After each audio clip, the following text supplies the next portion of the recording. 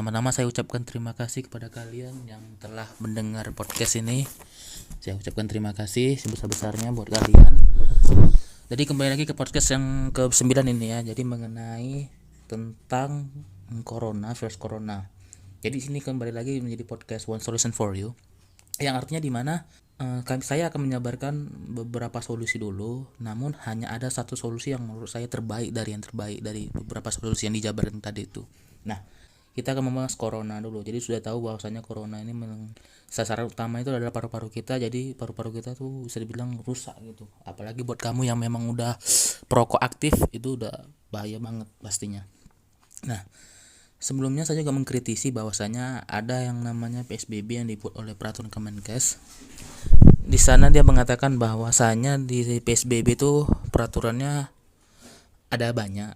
Jadi salah satunya adalah seperti beberapa usaha harus ditutup. Jadi selain dari apotik, kebutuhan makanan, habis itu apalagi pangan, berjualan itu diperbolehkan. Selain dari itu harus wajib ditutup. Lalu PSBB membawa motor itu nggak boleh berboncengan. Kalaupun boleh berboncengan itu harus ada yang belakangnya itu memiliki alamat KTP yang sama dengan pengemudinya gitu, dan diwajibkan menggunakan masker seluruhnya, mau itu yang sedang berjalan, naik motor, naik mobil, angkot dan segala macam.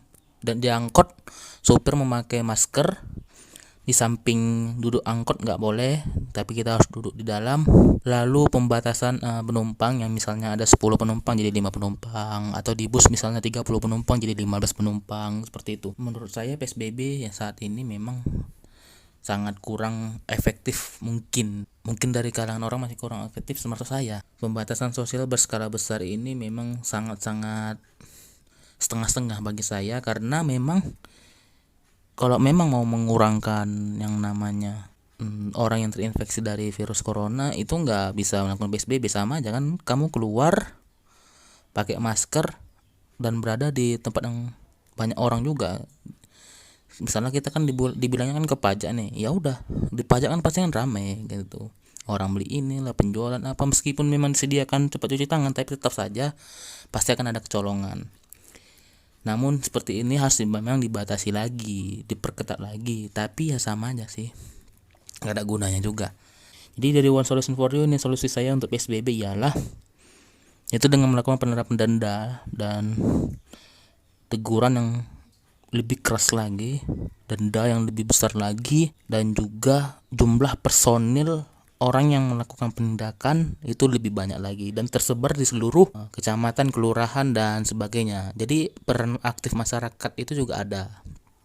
Masyarakat Indonesia itu memang bebal sekali, apalagi ini terkait dengan denda ini. Mereka nggak kayak nggak peduli gitu kalau apabila masih dalam imbauan aja gitu. Imbauan itu kayak ibarat kata kayak imbauan, tulisan himbauan masuk kuping kiri keluar kuping kanan, nggak masuk ke otak.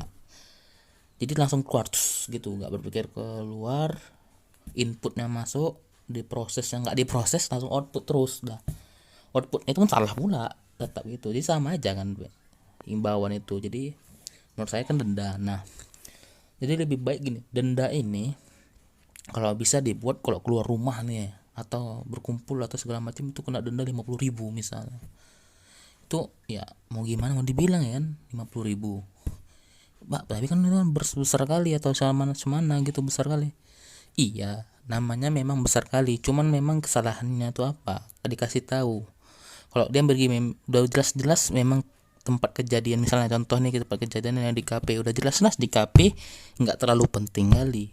Tiba-tiba dia marah, nggak mau saya kena denda 50. Itu harus kena denda juga, karena udah ada peraturan yang harus dibikin oleh peraturan Pergub segala macam, kepolisian segala macam mengenai ini. Makanya kita jelasin gitu. Nah, nanti mereka lah baru membagikan 50.000 ini kepada personil yang berjaga di situ gitu. Nah, 50.000-nya lari kemana? Personil itu enggak, 50.000 akan diberikan ke tempat, disumbangkan untuk pembuatan APD kah, pembuatan ini, pokoknya untuk penanggulangan tentang COVID inilah gitu. Kan masih ada tempat-tempat yang lolos gitu kan. Nah, lebih bagus gimana gitu. Nah, lebih bagus kita harus mengikut perankan aktif ojol. Menurut saya ojol ini pekerjaannya yaitu sekitar 95% di lapangan sih. Karena memang mereka kan ngangkut penumpang, lalu nganter barang, nganter makanan, minuman, semua serba di lapangan. Apalagi mereka lebih banyak menunggu di titik poin mereka daripada di rumah gitu. Titik poin mereka biasanya di luar-luar atau di depan rumah makan. Kalau yang GoFood apa. Nah, ini sebenarnya mereka harus ikut peran aktif gitu. Kalau nggak ada dari mereka ya sama aja gitu. Ini yang jadi pertanyaannya, apakah mereka diperbolehkan kesetaraannya diperbolehkan seperti polisi jadi penegak hukum?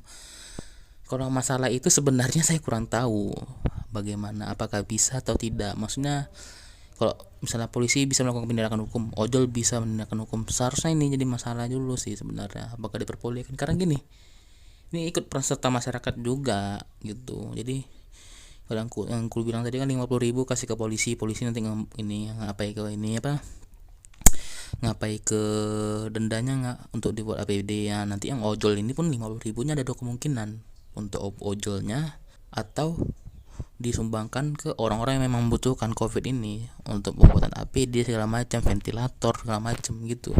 Nah, namun memang kalau kita lihat ini ojol ya, ojol ini dia nggak boleh yang namanya sendiri gitu.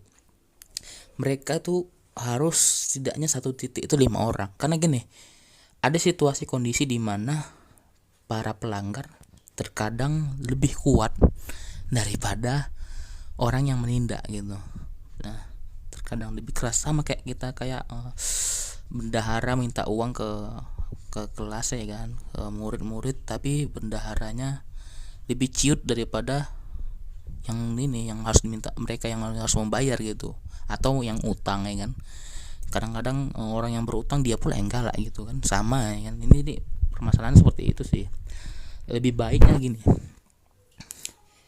titik kita butuh gini, kita butuh di lapangan tuh polisi, TNI, Satpol PP, dan ojol. Jadi kalau ojol ini dia punya tim ya, dia punya titik yang masing-masing, organisasi atau klub-klub gitulah. Kalau di polisi ini kan letaknya hanya di satu titik, misalnya di polsek, Medan Kota ya, mereka di sekitar Medan Kota itu aja, tapi Medan Kotanya nggak menyebar. Jadi Medan Kotanya paling hanya 2 titik. Medan Kota itu kan besar, paling dia hanya di 2 titik. Nah kalau ojol itu nggak di 2 titik dah. Itu pasti ojol itu jumlahnya di dalam satu kelurahan saja atau kecamatan saja itu besar banget. Itu bisa mencapai 300-200 orang dalam satu kecamatan saja. Jadi kau bisa bayangin beberapa titik, satu titik 5 orang. Tiba-tiba ada melanggar nih, sep.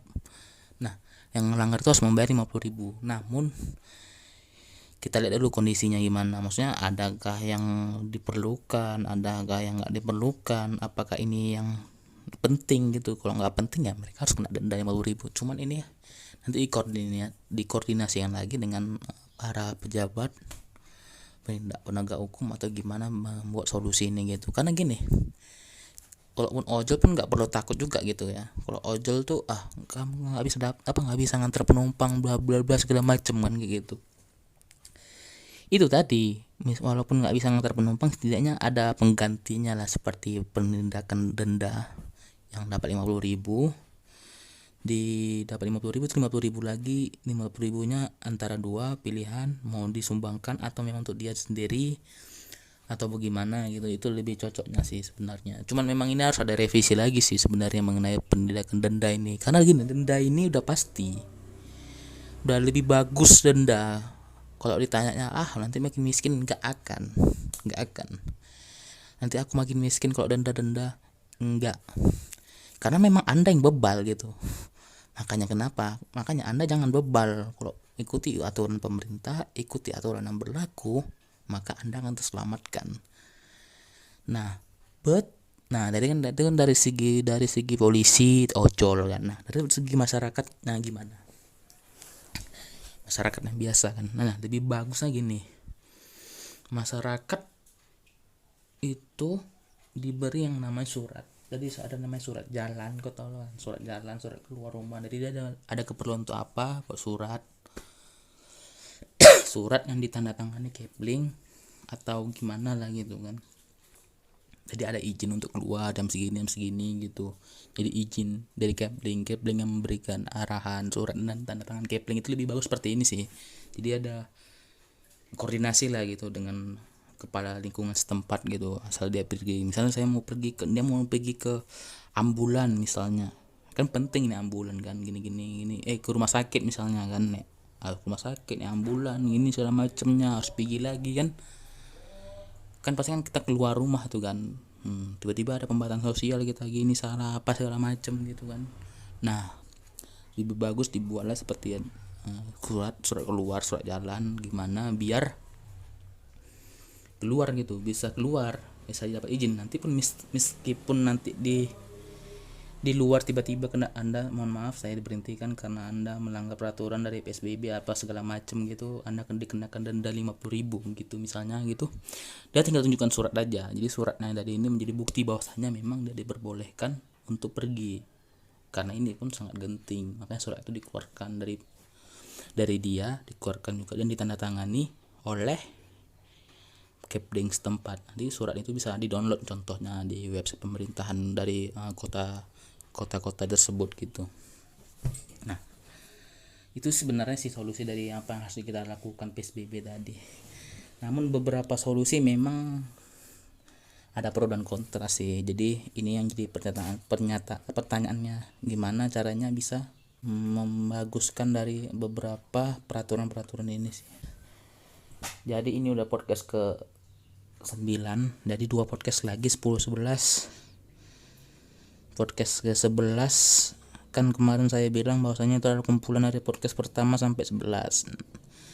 Namun saya ubah lagi menjadi yang 11 tuh mengenai episode tentang apa lagi gitu, tapi nggak gabungan sih. Jadi itu aja sih. Udah. Oke, jangan lupa untuk like, comment, and subscribe channel ini. Lalu jangan lupa untuk membagikan ke kawan-kawan kalian mengenai podcast ini, One Solution for You. Jadi satu solusi tadi yang pertama itu, solusinya yang utama itu denda tadi sih, penerapan denda itu sih, dan sekaligus penerapan penindakannya libatkan ojol gitu. Jadi itu saja sih. So thank you so much and see you